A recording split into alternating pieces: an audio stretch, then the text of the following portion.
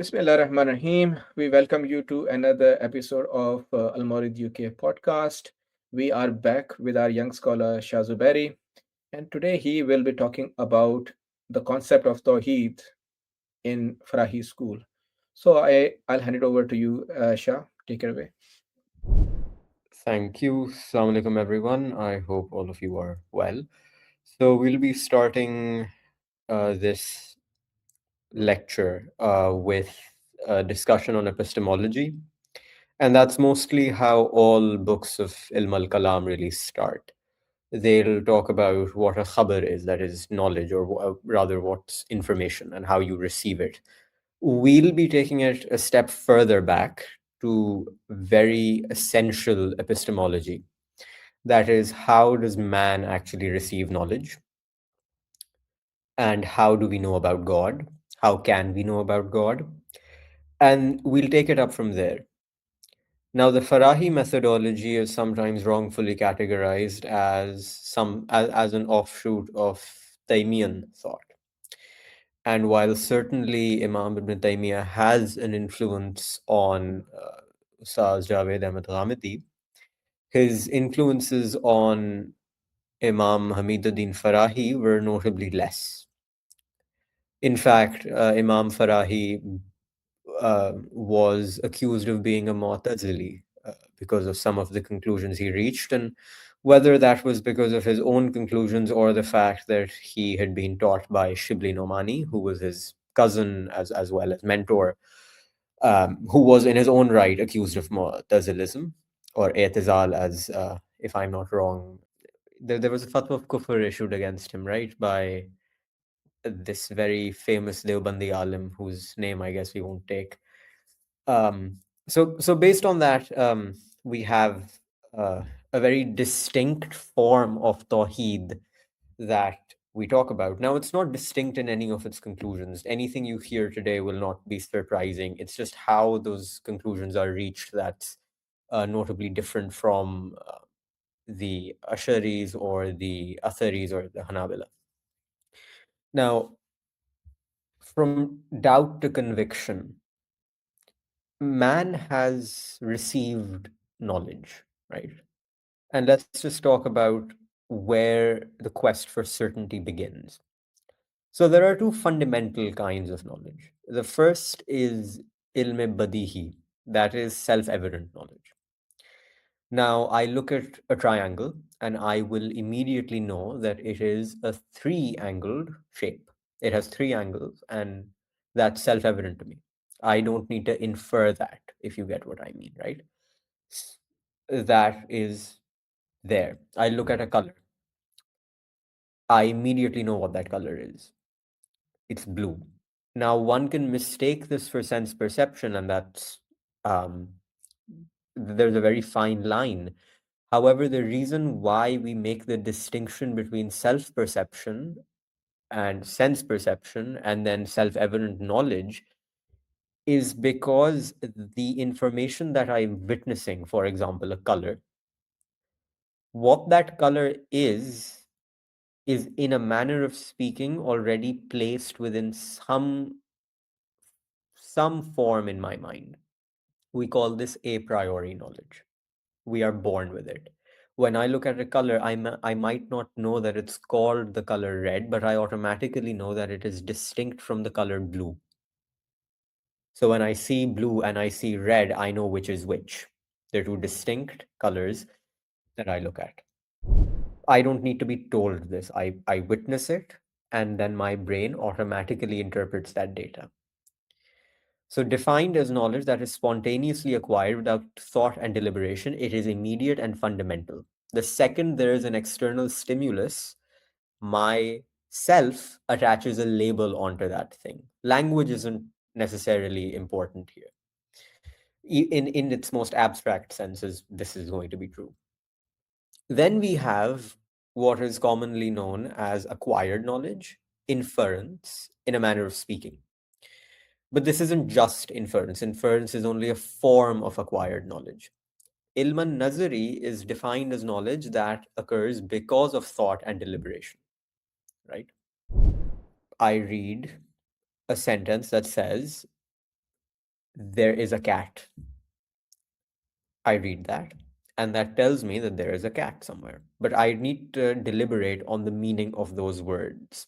It's not as immediate or spontaneous. It still requires deliberation. In day to day occurrences, we don't actually notice such deliberations because our minds have this ability to process information. But there is some processing that is taking place, and there is deliberation that's taking place at a very micro level. And we observe this when children are learning language. We observe the questions they may have, the pondering that is required to distinguish a cat from a dog, and grammar plays an important role in that. But this isn't about language, that was just a tangent. So, this is defined as knowledge that is derived through thought and deliberation built upon the foundation of Badihi knowledge. So, I see a cat, I know that it is distinct from a dog once I see a dog, but I can't just extrapolate that there's another cat or dog present there. Maybe I can quickly ask. I think that generally, when we are talking about knowledge, as you mentioned, we talk about sense perception. Now, sense perception is a means of acquiring knowledge, right? Yes. And then we have rational thought, right? That is another means of acquiring knowledge, right? So, sense perception is observational, Yes.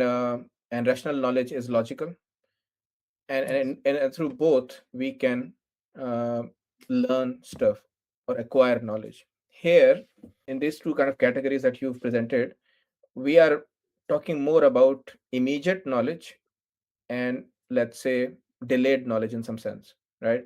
Or knowledge that comes after some thinking or processing of that immediate sense. Now, sense perception is a mode of knowledge, right? It's a mode by which we receive knowledge.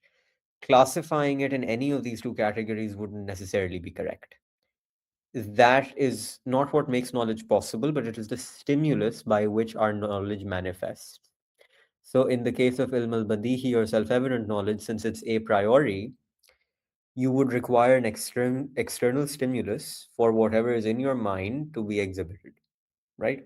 Now, ilm nazari, acquired knowledge, has interpretation, reason, even within reason, deduction and inference through at least Ghamdi Sahab's lens is a form of acquired knowledge. Most people would class deduction at the very least as something self evident and ergo conveying certainty.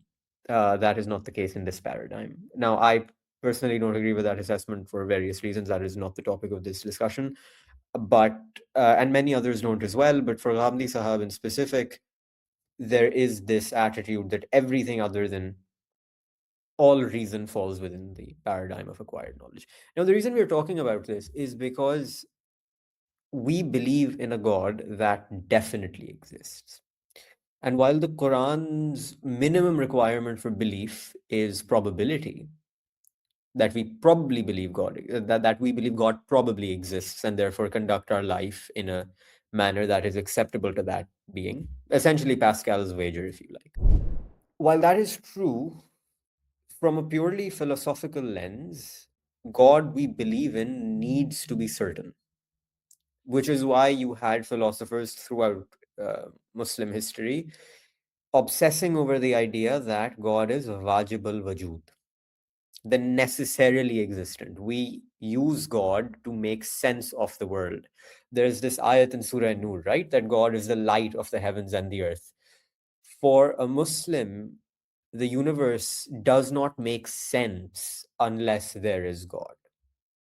That presents us with a philosophical challenge on how can we be absolutely sure that God exists. We therefore search for the truth. Now, there's one thing that's not mentioned on these slides, and that is the forms of or the modes human beings have used to find truth. There are three.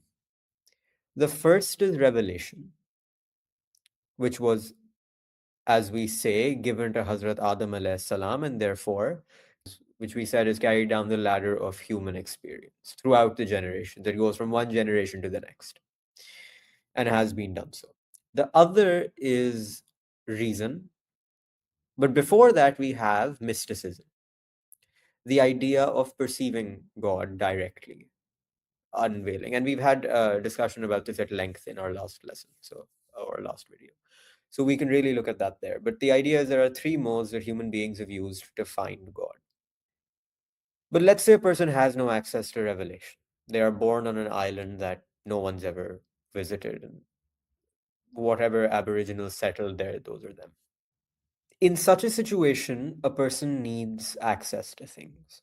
Person needs access to knowledge. In that, they only have a priori data in their mind, right?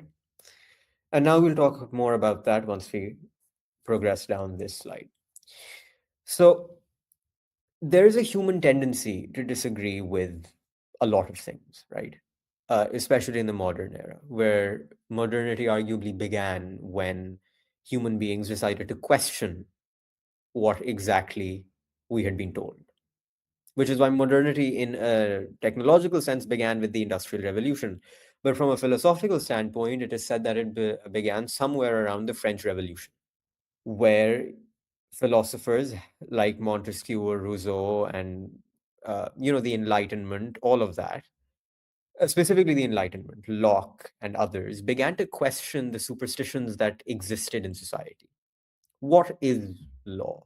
Why should a king govern? These were ideas that had been carried forward by generations for millennia in some cases, that there is a divine right of kings to rule. That led to the beginning of skepticism. But skepticism has existed long before that. You have had skeptics or sophists or someone that questions foundational beliefs in every culture. You had it in the Greeks, you had it in the Muslim tradition, you've had it in the Christian tradition, you've had it in the Judeo-Christian tradition, as we saw with the Enlightenment. And that means that there are a number of schools that question the foundations of knowledge. So there's one school, the empiricists, who say that knowledge is only received through the senses, that there's nothing other than the senses, that there's no conscious self. All that we see, all that we know, all that we are is what we perceive. Then there's another side which says that only the conscious self perceives, that my sense perception has no value, right? That myself alone defines everything. My sense perception is myself defines my self perception. So you have Immanuel You Kant. remember you remember the line from Matrix when Neo and Morpheus are fighting in the training dojo, and Morpheus says to Neo, "Is that air you are breathing?" Because that Yes, was the idea. That do you believe your senses? yes, exactly, right? So you have that. So you have people like Immanuel Kant saying that the conscious self alone defines everything that we see. So you have the distinction between noumena and phenomenon. So those who are interested in that can look at what those are. And then you have another side, similar to the empiricists, who says that our knowledge or certainty or knowledge, whatever certain knowledge is, comes from perceptible effects. It is only because objects have certain effects that we are able to draw conclusions from that. This side says that inference alone actually gets us far to knowledge or certainty. I'm simplifying, there's a lot of nuance to these things, but one can only talk about so much. And then there's one side that says, well, nothing grants us certainty, neither senses nor thought. There is no certainty. And then you have postmodernists, echoing that sophist reasoning. And I really do sympathize because we do live in a mad world, but um, it is what it is, right? So, according to these people, certainty doesn't exist. For those who say only perceptible effects exist, certainty is very limited. Only the conscious self, certainty doesn't exist. And only the senses, they do in fact say that senses, that you can get certainty. However, the key distinction here is that they too acknowledge that sense perception is limiting. Therefore, our knowledge is not all encompassing. Therefore, certainty is still not found properly. And then we have four paths away from certainty. So you have what we said, the sensory school, empiricism. We only know what is perceptible through our senses. The brain is tabula rasa. That is a clean slate. That's a Welsh phrase echoed by some philosophers who insist that the mind has nothing in it. When we are born and once we reach an age of maturity and we start to really process our sensory data, that is when information enters our brain for the very first time. So the outcome of this is you negate everything you can't see. You are negating the intellect. I can't see the intellect. I can see its effects, but I can't see the intellect. I can't see the soul, that is the self. I can't see God, or I don't know about God. And therefore, I don't believe in him, right? If you are an empiricist. And then the resurrection. They do not accept the existence of the external world beyond our perception of it. So if you try to talk to an empiricist about the ghaib, for them that doesn't exist. You try to talk Yeah. to them about, right? Yeah, Then yeah. you So have I this. mean, the modern science, of course, it's empirical, but Yes. the attitudes, for example, um, practically anybody who's an evolutionist, right, who looks at all knowledge, all existence, all our perceptions from an evolutionary point of view, right? All this denial of God based on evolution. This is all empirical. I don't disagree with what you're saying because you're right. Mm, That's true for a degree of a particular brand of empiricists, right? Or mm, empiricists.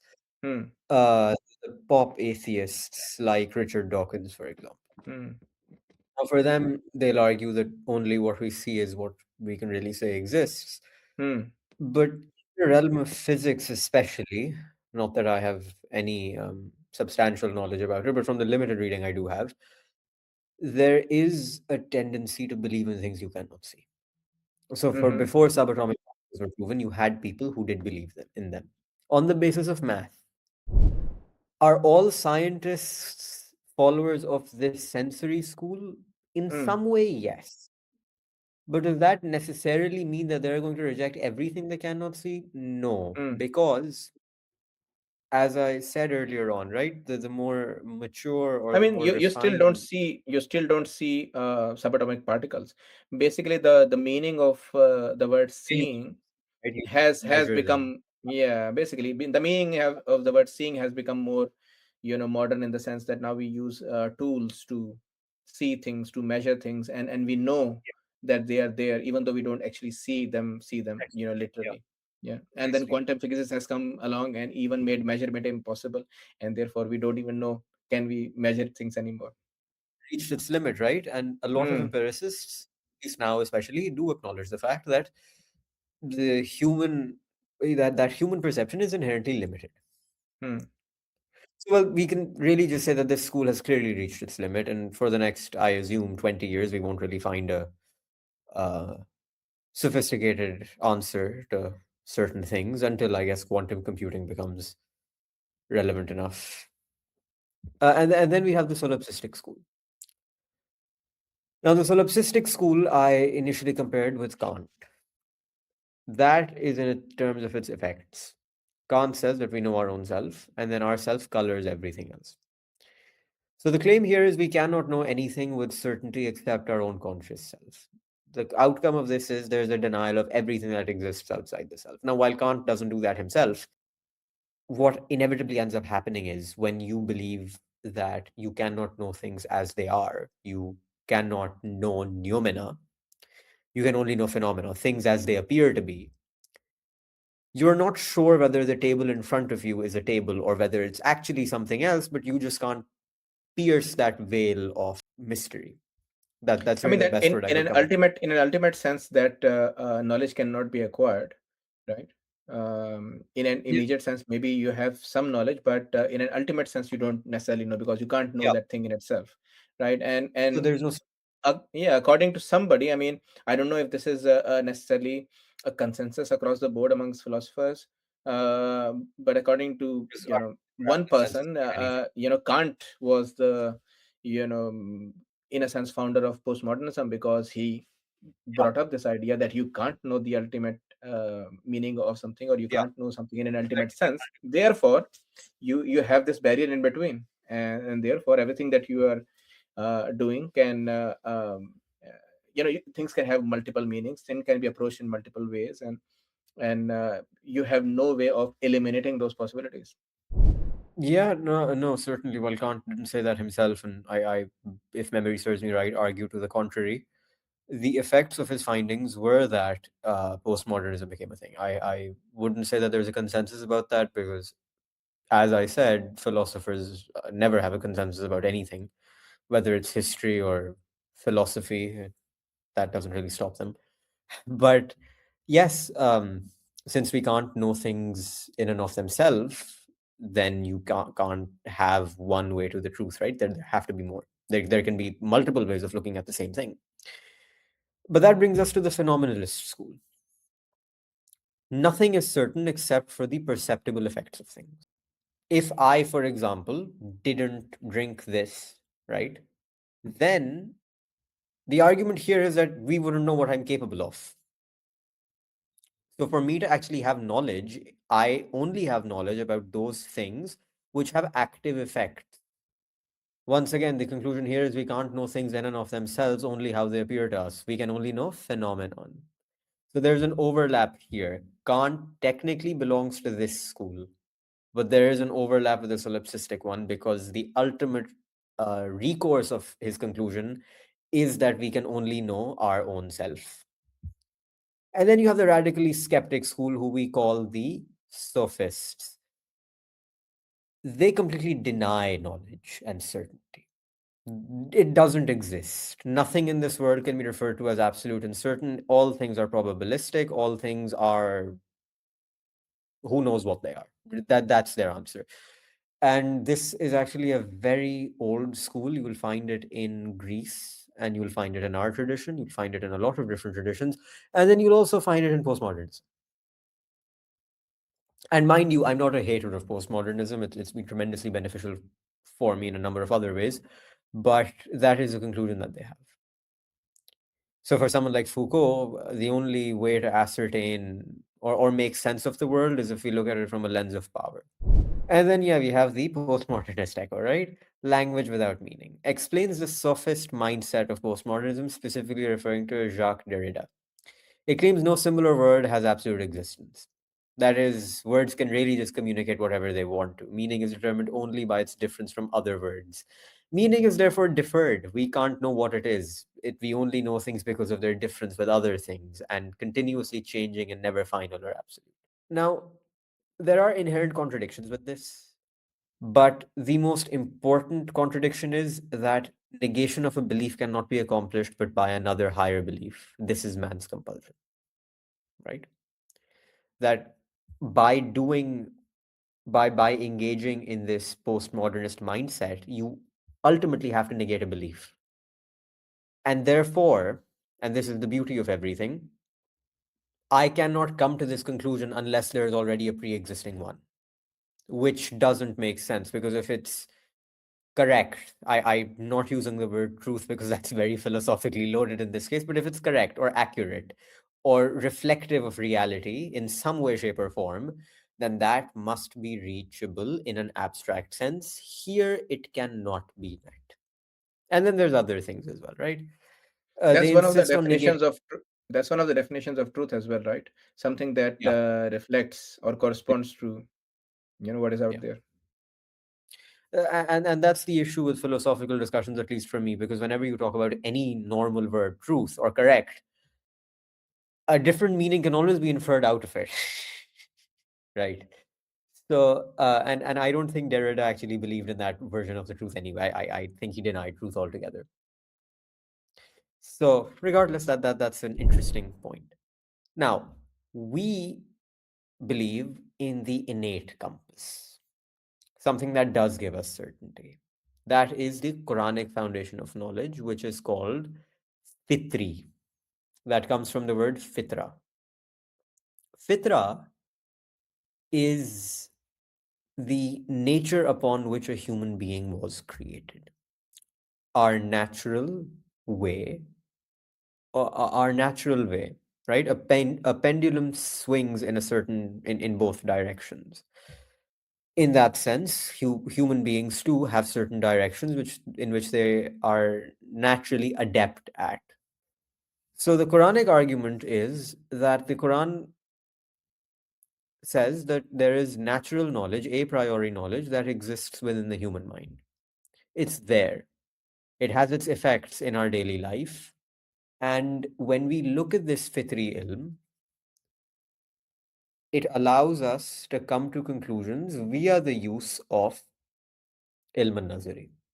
So now I'm linking it back here, right? There are a priori concepts in my head. Mind you, fitri knowledge is unveiled by badihi knowledge. It's ilm istirari, it's compulsive. So when I get badihi knowledge, self-evident knowledge, it goes in my mind. I know what it is, and then I relate it back to whatever else is in my mind, and that is my fitri knowledge. Fitri knowledge is the foundation upon which badihi, self-evident, and nazari knowledge are built. If fitri knowledge were not there, then neither badihi nor thought and reasoning would be possible. This is what Gandhi Sahab says. That is, had God not already implanted the idea of color in my mind, I would not have been able to get badihi knowledge, as in distinguish color or know what it is, and then I wouldn't have been able to make whatever assumptions I want to on the basis of that. So rationality wouldn't have been possible, reason wouldn't have been possible. And what is of particular importance here is fitri knowledge is distinct from badihi knowledge. Fitri knowledge is the building block, and that has moral conclusions in it. A lot of times, when philosophers do talk about fitri knowledge, they will not talk about morality. Morality does have a natural basis. So does language. In fact, what we will eventually talk about, and that is Imam Farahi's idea of where fitri knowledge is stored, it sounds very, very similar to Noam Chomsky's idea of a language aiding of the LAS. I've forgotten the full form, but the LAS is essentially where is the language center of the brain, where language or the tools to learn language are stored. Language acquisition system that exists within the brain. Imam Farahi argues something similar. Now, when we look at fitri knowledge, what does that tell us about God? Fitri knowledge is knowledge that we received before we stepped foot in this world. It exists before we came here. The Quran mentions that there was a pledge that was taken. This has been discussed at quite a lot of length in Surah Araf. It's called the Ahd Alast. Now, the Ahd Alast took place in the primordial realm. So, in the Quranic context, there are three phases of life. The first is before we were born. That is where this ahad, this pledge took place. The second is the stage we're in right now. And then the third happens after death, and that is the afterlife. So there are three stages. In the primordial stage, man collectively was asked, everyone, every soul, every being that is human was asked whether we recognize God as our Lord. We said yes. As a result of that pledge, As a result of that pledge, perception of God entered our being. And once the perception of God enters your being, it's going to have effects. So we find within man the propensity to worship. We find within man the propensity to look for something higher than himself. And then if we deliberate on that propensity to do all of those things, that propensity towards a supreme being is the fitra. And within it, if we deliberate on it, and here is where I'll just mention something briefly about Imam Islahi. He says that that from the Quran we can find out that if a person engages in three things, tadabbur, tazakkur, and tafakkur, on all that exists around him. Tadabbur, tafakkur, and tazakkur, they're not the same word, but they're related, and they essentially mean reflection. If we reflect on something in various degrees and categories, then we will arrive at the conclusion of God. So basically, what I'm understanding is that, for example, God Himself is not directly self-evident, right? Yeah, God that's exactly what Himself I. is, yeah, yeah. God Himself is not a self-evident reality. Otherwise, there wouldn't be any argument on Him. Yes. But the point of the story of Adi Alast, or the description of Adi Alast in the Quran, is that the recognition of God, the recognition that God is there and God is our Lord. that has already been placed in us, Yes. in the sense that this is not like, some sort of a derived fact that I have to drive these equations and go through these steps and finally I come up with a conclusion that okay, A leads to B and B leads to C and C leads to D. So D is not a conclusion that I have to arrive at. I already know, in some sense, or in some through some innate knowledge, that there is God. And what I will observe, or what is going to be evident to me later on, is going to corroborate with it. I'm going Yeah. to look at the sky, I'm going to look at mountains, I'm going to look at sun and moon and clouds and all sorts of things, and they will remind me, or they will lead me to God, because inside me is already that knowledge Yeah. that Yeah. God is there, and then God is behind this. So it's not as if I have to engage in some sort of a philosophical argument and then conclude that God is at the end of that argument and therefore I know God. It's already at the beginning, because it was given to us at the start. In a manner of speaking, yes, but practically, right? Hmm. While we have cognition, while we are cognizant of God, we recognize God. Since the memory of the ahead was actually erased, a person won't just wake up one day and know that there's God. As you mentioned, that it's not badihi, Yep. because if it was badihi, then this moral test of recognizing God wouldn't exist. So once a person gets badihi knowledge, the fitra, fitra is what makes badihi knowledge possible, right? That's the a priori data stored in your mind. Once that happens, badihi knowledge is once again registered in the mind.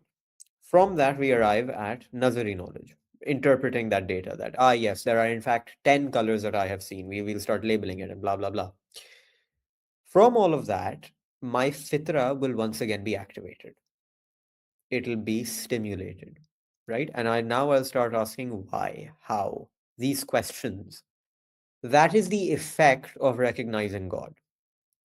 That why is this possible? Or how is this possible? It won't automatically phrase it for me, but eventually I will have to use reason, form of ilm nazari, that will make me arrive at the conclusion that there is a God. Hmm. So I And mean, we are talking about certain, let's say, items of knowledge, and we are also talking about certain capabilities. For example, to be able to reason is a capability.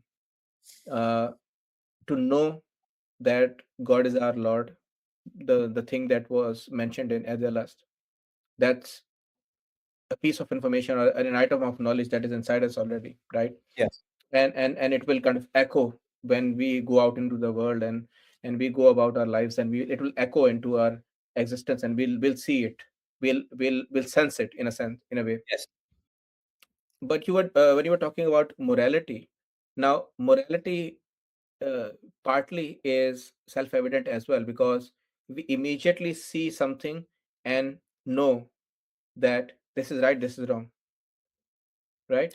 that's we more don't need nuanced. to we need to we don't need to sit down with a pen and paper and then derive, okay, in going to some sort of philosophical argument. Okay, yeah, does A lead to B and B lead to C, and No, that I means would this is either say right or this is wrong. We immediately sense it somehow. So this knowledge is in placed inside us, in some sense, that we can immediately know the moral direction of something. regarding the moral direction, you're aware of the fact that the Quran says that the benchmark for paradise is believing in one God, Hmm. believing in the afterlife, and then doing good deeds. Hmm. That gives us an indication that yes, morality to some degree is evident. However, if we look at the prescriptions that the Quran gives us, in Surah Araf, you have the proclamation that God, your Lord, has only forbidden five things, and then God lists those five things. People have tried to compile exhaustive lists of all the things that are haram, right? Imam Zahabi famously even ranked them as if sins can be ranked. Hmm. um, the thing is that sin is something that isn't technically a isn't always a crime, right? Hmm. So the worldly implications of a sin aren't evident to us necessarily. In the past, you could have made an argument about various sins that, now no longer have the same negative effect that they did once upon a time, right? That blurs things. So the circumstances you find yourself in do influence and impact more so than your knowledge of God, your knowledge of morality. Now, Ghamdi Sahab, for example, believes that yes, there is an innate sense of good and evil and that mankind is able to distinguish good from bad. Yes, to some degree, yes. I think most human beings, if they have working senses of empathy and working senses of justice, will be able to say that killing a person is wrong. They'll be able to say that stealing from someone is wrong. They'll be able to say that robbing a bank is wrong, abusing someone is wrong. They'll be able to make some form of an argument there. But regarding, see, now the important thing there is that there is a sin that impacts another person. There's an external stimulus. What I think there is that has not been placed, or a cognizance that hasn't been placed in our minds in the a priori sense, is is knowledge of personal sins, right? Those are more difficult. So, for example, arrogance, vanity, pride, sins without a doubt, but not sins that are, they have practical implications, right? But they're not technically actions. That's a sentiment that exists within me.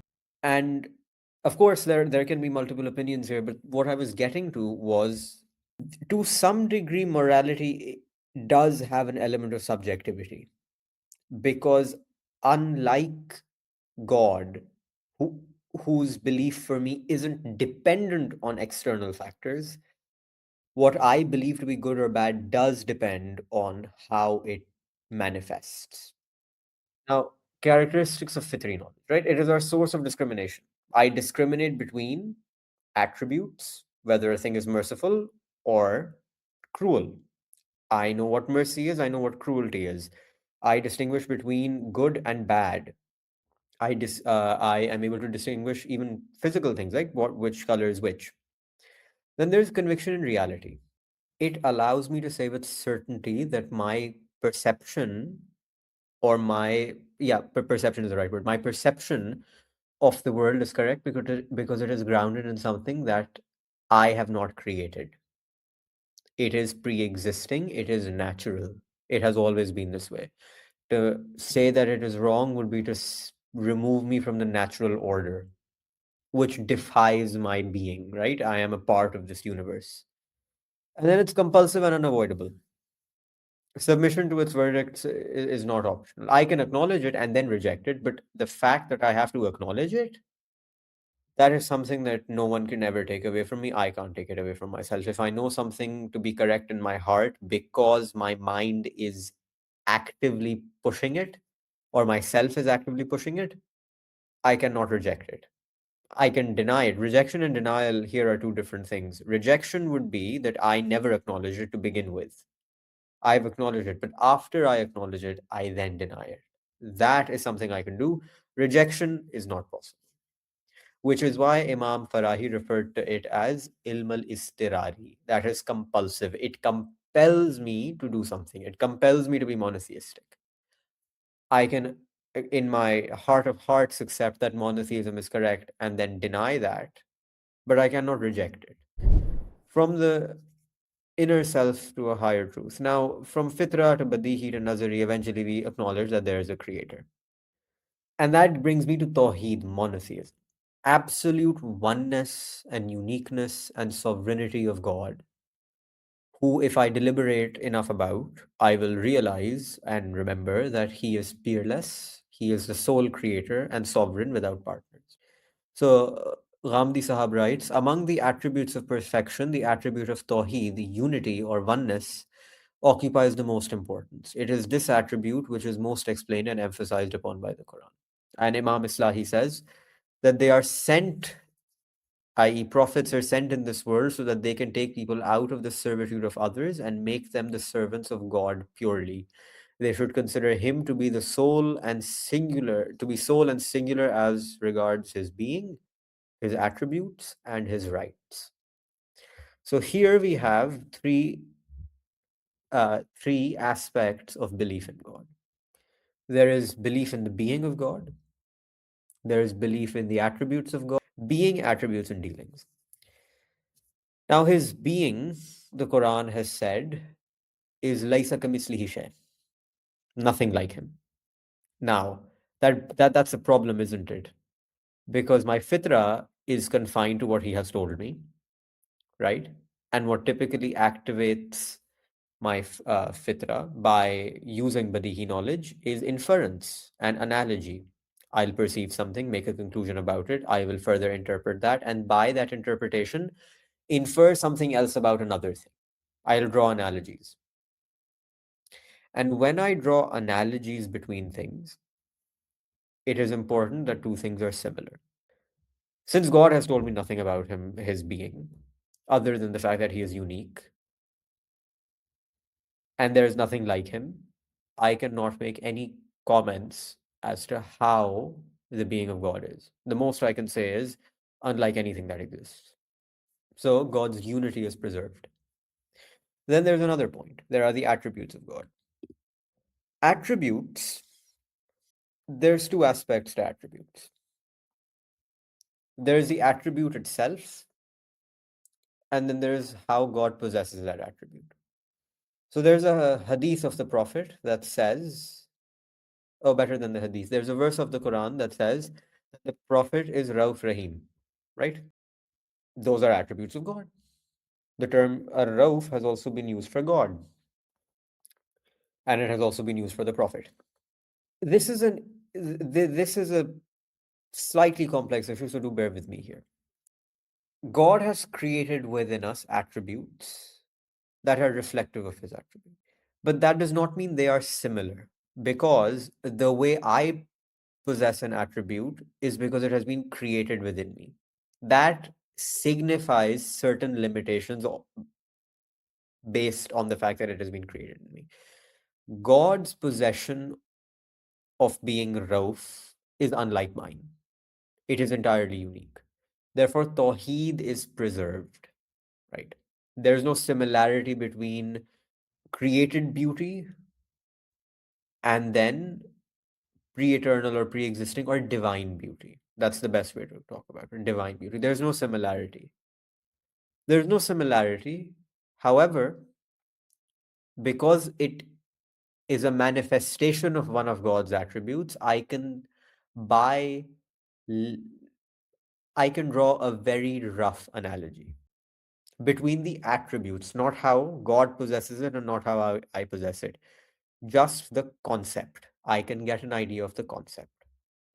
I suppose we can link it to the earlier point about fitri knowledge, and Yeah. we can say that, let's say, if human beings did not possess some of these qualities, for example, the quality of being dominant, or the quality of being Rauf or Rahim, or take any of the qualities of God. If we did not have those qualities in some degree, right, or in some form, it would Mm. have been very difficult for us to recognize Yeah. or understand that about Yes. God. Because when revelation came to us and said God is Rauf and Rahim, how would we make sense of it?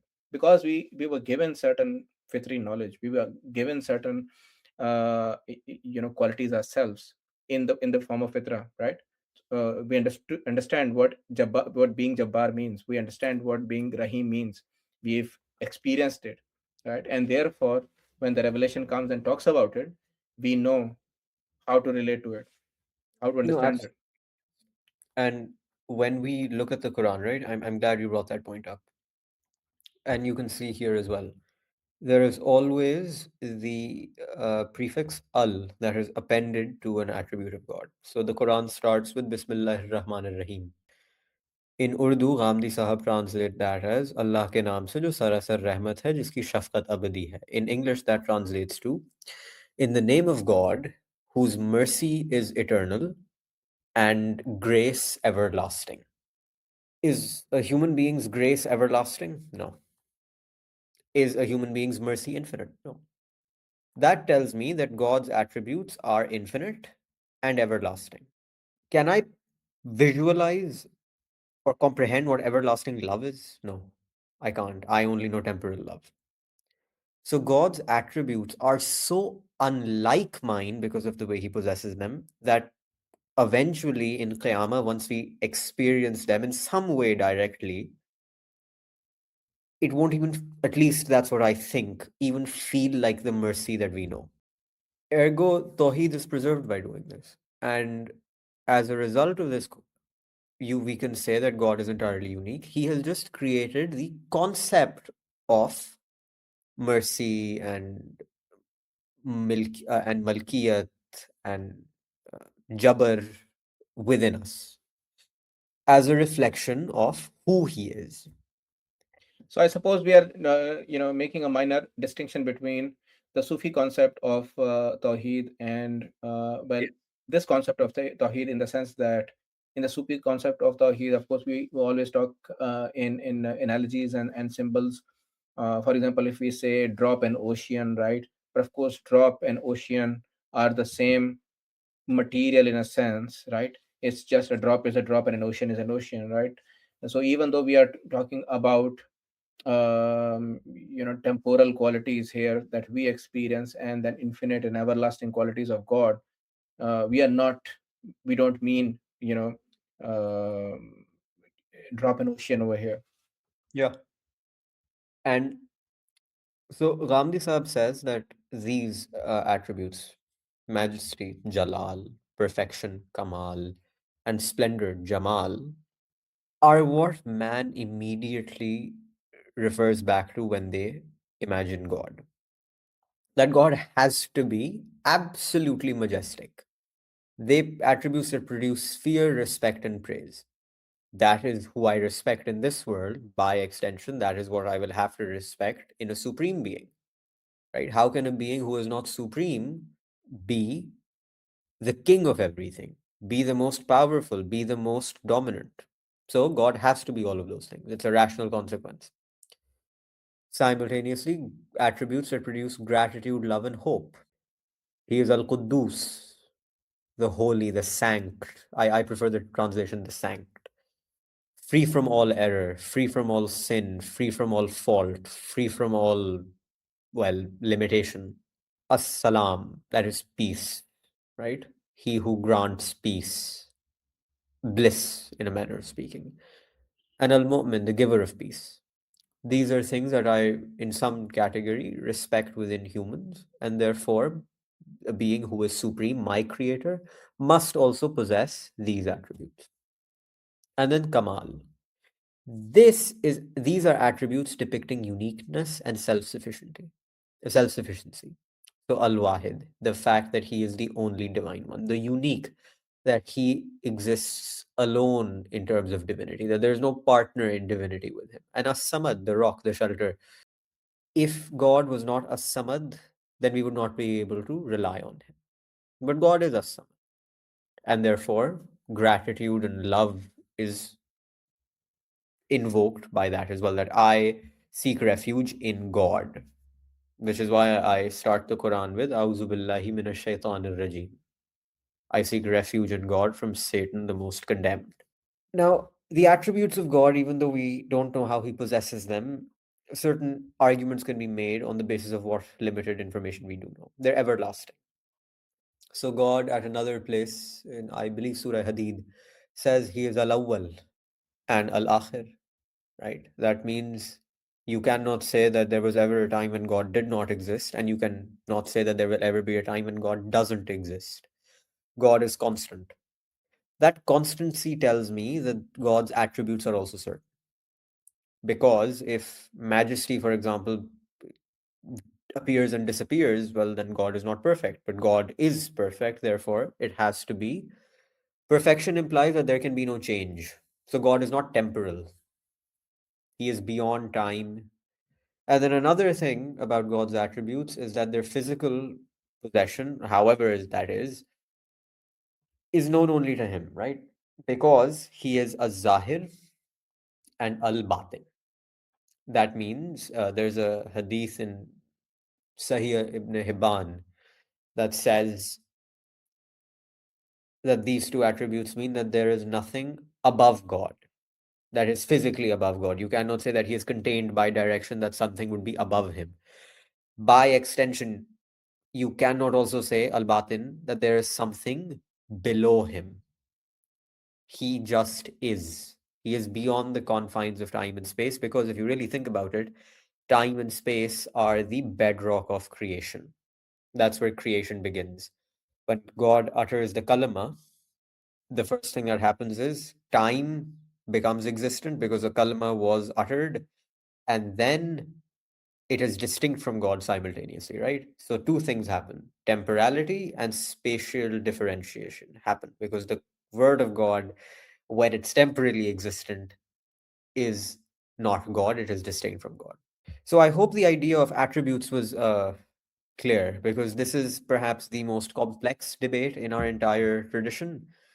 And the Asharis have their own view of God's attributes, and the Mu'tazilis say that. I would actually like to take this opportunity to just clarify something about the Mu'tazili opinion, if I could. The Mu'tazili opinion is not that God does not have any attributes. People get that wrong. They say that when God says that he is Al-Malik, that means that isn't an attribute. That's a they draw a very weird distinction.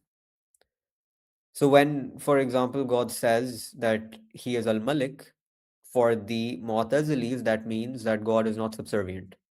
The end result is the same, by the way. Just saying. End result is the same. In our paradigm, God is still the king and therefore supreme. In their paradigm, God is not subservient to anyone. So the conclusions are the same. It's just a semantic difference. When God says that he is a Sami al-Basir, the Mu'tazili will take the opinion that God is not ignorant of anything. We are saying he hears and sees everything. It's the same way. It's looking at something from two different angles. Because See. Mu'tazilis Mhm. insist upon divine simplicity. So the divine order, Sunnatullah, the unchangeable dealings of God. So in Surah Ahzab, God says that he has always dealt with the munafiqun according to his sunnah, and that his sunnah is never changing. It is the same. So there are five foundational premises of Sunnatullah. That is the permanent and unalterable practices and dealings of God with his creation. So, for example, countries have constitutions. A constitution, at its basic core, governs the relationship between a state and its people. Similarly, God's sunnat governs the relationship between God and man. God has made mercy mandatory upon himself. I consider that to be a sunnat. Then there are five premises of these practices of God. The first is that man has free will, but his fate depends on his attitude and God's grace. Accountability applies only where free will exists. For things I have no control over, I will not have to give an account. God's will is not arbitrary, it is always subservient to his justice and wisdom. This goes back to another thing we were talking about, right? That what makes a thing bad or what makes a thing good, it isn't just the mere command of God. There's a reason why God commands it, and that is his will. His will is not arbitrary, it is in line with his justice, his sense of justice and wisdom. So God will never command a crime because it is unbecoming of God. That does not mean God. There are those divine paradoxes. Can God lift a rock that can God lift a rock that He made to be greater than Him? Bizarre problems like this. The answer is no. God can't create something like that. Not because God can't create everything we can think of. That isn't it. The thing is, God can only create that which befits His majesty. It's like saying, can God create another God? No, because God is unchanging. If something changes His status, then that's what we call mahal. That is a logical impossibility. It's paradoxical, if you like. Paradoxes aren't rational and possible. Anyway, acts are attributed to God because they emanate from laws He has set. When we talk about the creation of evil, especially in the Farahi school, we don't regard God to be the creator of evil. We regard God to be the creator of everything. The issue is that God cannot be said to be the creator of Shar because Shar does not emanate from him. It emanates from me, it emanates from you, it emanates from humans as a result of their free will, as a result of our free will. Therefore, responsibility lies not with God, but with me. And therefore, we don't link it back. Even though, if we want to look at it from an existential sense, sure, God has created everything. But regarding evil, because when we say created, that means is he responsible for evil? No, God is not responsible for evil. God is not responsible for me hypothetically murdering someone. But then he has allowed for the possibility of evil, number one, through my actions. Also, when, for example, there's an earthquake and thousands of people die, for example, right? If it is that kind of evil, then again, uh, it has come from God's command, right? It hasn't come from That's not evil. from us, right? It has come from God's command, and within that, He might have some wisdom based on which He has allowed that to happen. So, I'll talk about the natural calamities first. Evil implies that there is malice and malcontent, right? God doesn't send natural calamities because there is malice. He sends them for whatever reason, whether it's punishment or whether it's trial or something. It's not evil. The evil that we talk about, specifically the problem of evil that we really should talk about, is moral evil that human beings commit. So, for example, murder, rape, stealing, all of that. You're right, God has allowed for the possibility, right? He's allowed for the possibility. The question here is, has He directed my behavior towards good? Yes. If I choose to violate the natural order of things by doing something that goes against my fitra, right? That's what a sin is. You're going against the natural order of things. Then God already created a natural order, which I could have complied with and therefore not created evil. I chose not to do that. I chose to rebel, right? Which is why kufr is called literally, well, at least Gandhi Sahib takes it to mean rebellion against God. That's what kufr is, sarkashi. So if a person commits rebellion against God by emanating evil, because every sin in some way, shape, or form is a rebellion in varying degrees, then that is something God cannot be held accountable for. That is not something I can say is on God because He did tell me what is true. I and every human chose to undertake this trial of morality.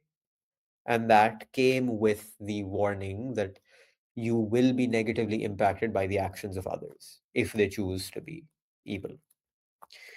Returning back, God's eternal knowledge does not negate the laws of cause and effect that He has established. God knowing something does not remove Him from being an active agent in this world. So He exists beyond this world, beyond time and space, but since He knows everything, He knows just when to manifest it here. So predestination isn't really, doesn't preclude God. Tests and trials. So these are the principles of divine dealing. There are seven. So the first is the tests and trials. This world exists to test us morally. As a result, we will have moral tests very, very often. In fact, there's an ayat from Surah Nur here, right? Surah Mulk. It says, "He who created death and life that he might test you as to which of you was the best regarding deeds." So it is a moral competition. If we really want to talk about the world, it's a moral competition. Guidance and error. Guidance is found in human nature. God increases it for those who are grateful and have an attitude to be guided. And then for those who persist in defiance and rebellion and do not want to be guided, they go astray, eventually sealing their hearts. So, light upon light, God guides who He wills.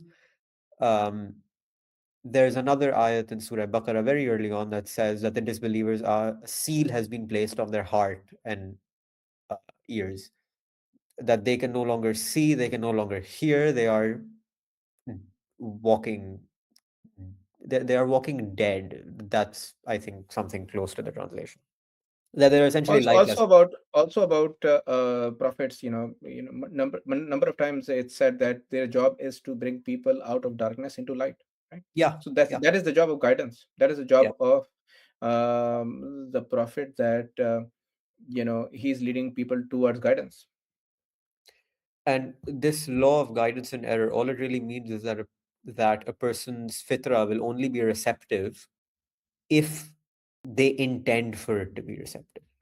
That there is a human element involved because God guides whom He wills, and then there's a multiplier effect. If there is an iota of defiance, then that will be multiplied. If there is an iota of gratitude and deference, then that will be multiplied.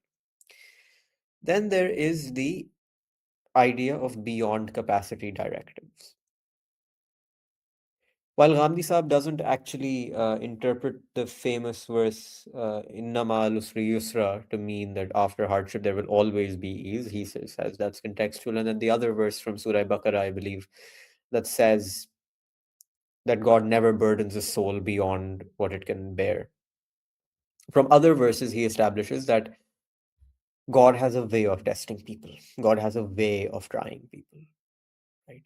So God never gives a directive beyond human capacity. He may do so under very specific circumstances for reprimand, punishment, or to show the consequence of evil deeds, but never will God issue an edict or order that is beyond what I can handle. It will always be something that is possible. And then there is the rise and fall of nations. So everyone agrees that principally God has said God does not change his dealing with the people unless they themselves change their characteristics. That is, a people won't really flourish until they want to flourish and then take practical steps in that regard.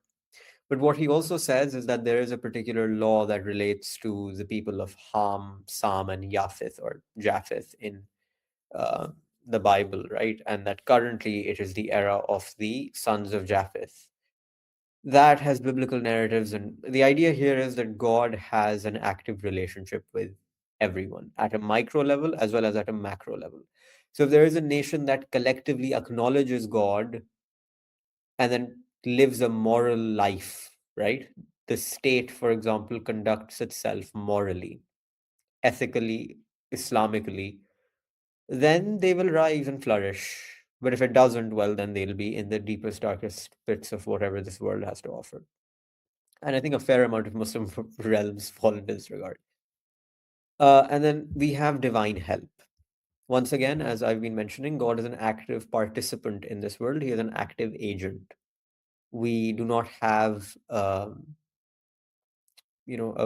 deistic view of God, whereby God has just created the world and now He's left it to its own devices. No, God actively hears me. God actively sees me. God actively listens to me. God provides help to those who undertake His mission, and this help is not random. It is conditional upon perseverance and piety. And then there's remorse and repentance. God has made mercy incumbent upon Himself, and that's what I started this with, right? The exclusion to that is he does not forgive those who sin their whole lives and only repent at death, nor those who die as disbelievers, because those people have exhausted every opportunity. And then reward and punishment. While the ultimate judgment in the here occurs in the hereafter, a lesser judgment occurs in this world. This is the law of Itmam al-Hujjah that I think you've spoken about at length. So this is another divine dealing. So with this, the framework that we have given to us by the Quran presents a cosmos where knowledge is attainable, God is knowable, and life is governed by divine order rooted in wisdom and justice that aligns with nature as a whole. So we began in the labyrinth of doubt, where we had a question of how one reaches certainty that threatened the very possibility of whether human beings even have knowledge. And we found a way out of that through the innate compass of fitri knowledge, a divinely ingrained certainty within the human soul. And then this inner truth led us to the reality of a single unique God. And finally, we see that this universe is governed by a creator, not arbitrarily, but through his practices, his sunnatullah, a set of unchangeable, just, and coherent laws that provide order and meaning to the human experience. So that is the Farahi perspective of Tawheed. Thank you. All right, thank you very much, Shah, and let's conclude here, and we will inshallah meet in another episode of our podcast. And as we've planned, there's going to be another topic we'll be discussing very soon, inshallah. All right, thank you very Inshallah. much.